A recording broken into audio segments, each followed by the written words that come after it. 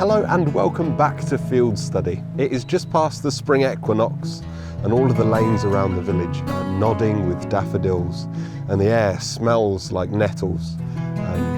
It's beautiful. So coming up in this week's episode, I'm going to be gathering one of the most abundant edible plants in the UK right now, and then I'll show you how to make one of my favourite quick, simple weekend recipes.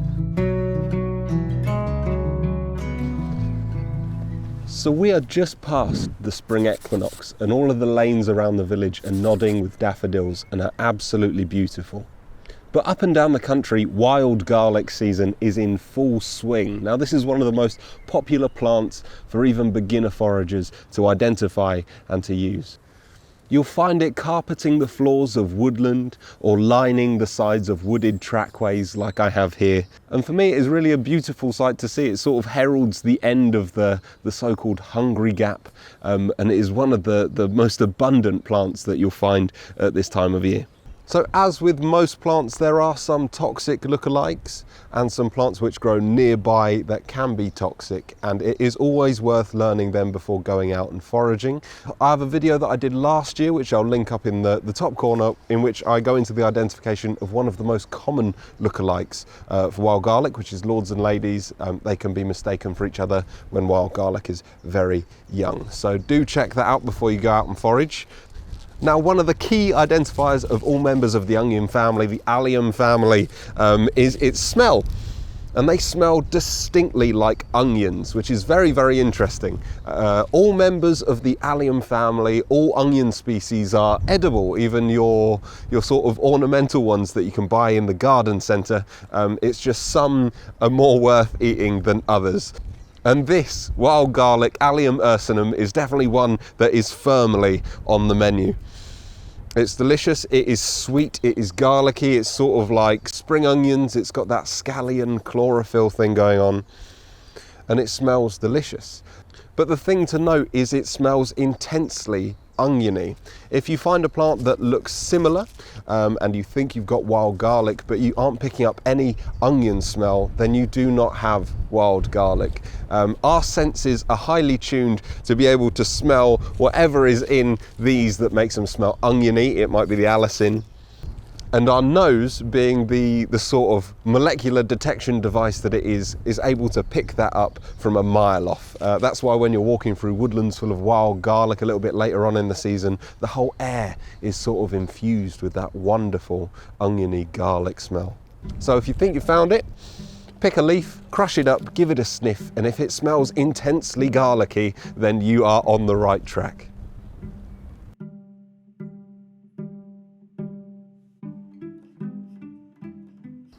So I've harvested a handful of this beautiful wild garlic and we're going to take it back to Field Study HQ and I'm going to show you one of my favourite recipes for it at the moment. It's a killer breakfast recipe that is guaranteed to make your weekend better. Stay tuned. Right, so we are back here at the wonderful Field Study HQ and I am going to show you an incredible wild garlic recipe that you can knock up with just a few simple ingredients. This is based on a traditional Scottish dish called tattie scones, so potato scones, and it really is simple. All you're going to need is some mashed potato, some self-raising flour, and some wild garlic. And this is an excellent thing to serve at breakfast time with a fry-up, trust me. Right, let's get into it. So the first thing that you want to do is combine your potato with your self-raising flour.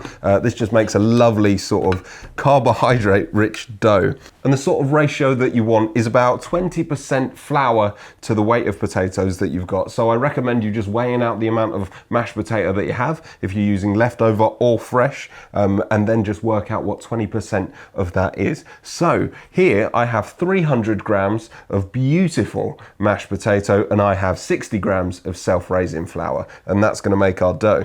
Now you want to take your self-raising flour and just add it in and then just start combining the two together until it becomes sort of like a dough-like consistency. So I'll add that in there.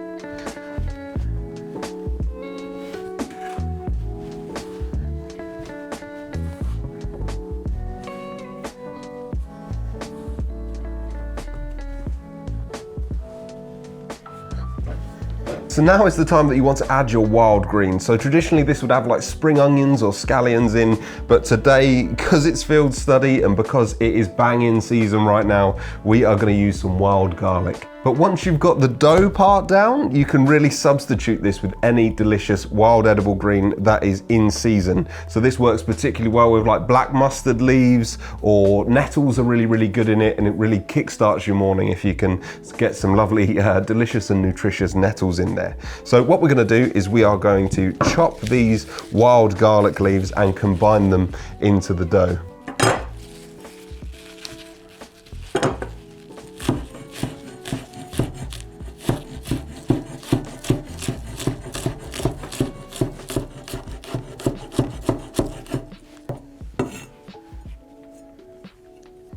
So just keep on chopping until you get this sort of consistency, this sort of texture, and then all you want to do is fold it into your potato cake, like so.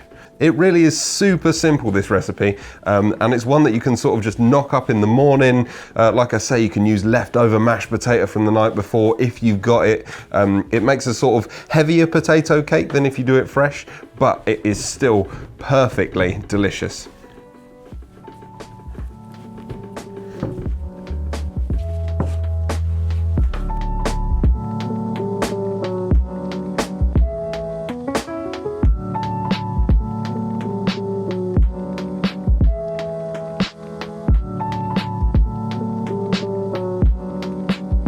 So there we go, that is the hard part done, and we are left with this beautiful potato dough.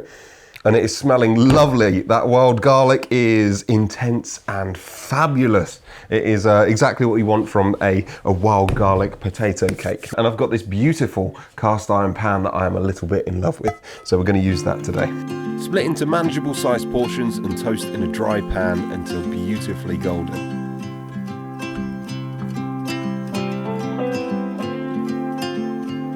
That's what you're looking for, that beautiful sort of golden colour on top, and it is smelling fantastic. So there we go, serve that up there. So there we go, that is one of my favourite wild garlic recipes for this year.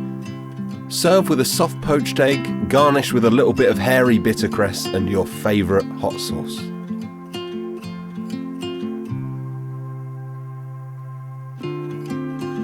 Once again, thank you for watching. If you enjoyed this, give it a thumbs up and hit subscribe for more foraging videos and recipes from this beautiful landscape. I'm going to take this out into the garden and demolish it. See ya. Oh my God. Abby, you've got to try this.